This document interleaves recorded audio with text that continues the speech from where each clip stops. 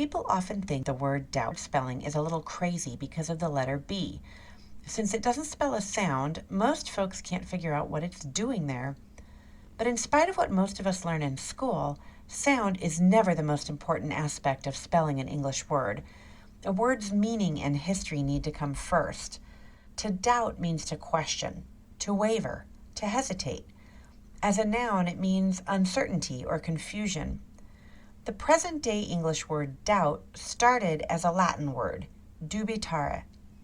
It first moved from Latin into French, where it lost both its B sound and its letter B, and then it came into English in the 13th century.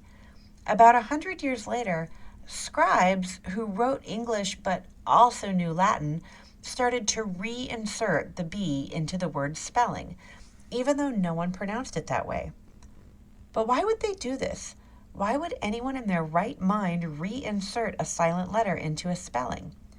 Well, because they knew Latin, the scribes understood that the root of doubt had a B in it. Over time, even as fewer literate people knew Latin, the B was kept because it marked important, meaningful connections to other related words, like dubious and indubitably, which were subsequently borrowed into English from the same Latin root, dubitare. Understanding these historical connections not only helps us to spell doubt, but also to understand the meaning of these more sophisticated words. But the story doesn't end there. If we look even deeper, we can see beyond the shadow of a doubt just how revealing that B can be. There are only two base words in all of English that have the letters D, O, U, B. One is doubt, and the other is double. We can build lots of other words on each of these bases, like doubtful and doubtless, or doublet and redouble and doubloon. It turns out that if we look into their history, we can see that they both derive from the same Latin forms.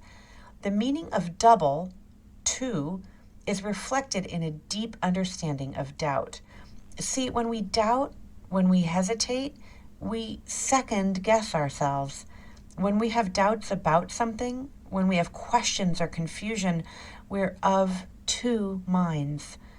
Historically, before English began to borrow words from French, it already had a word for doubt. That Old English word was tweogan, a word whose relationship to two is clear in its spelling as well. So the next time you're in doubt about why English spelling works the way it does, take a second look. What you find just might make you do a double take.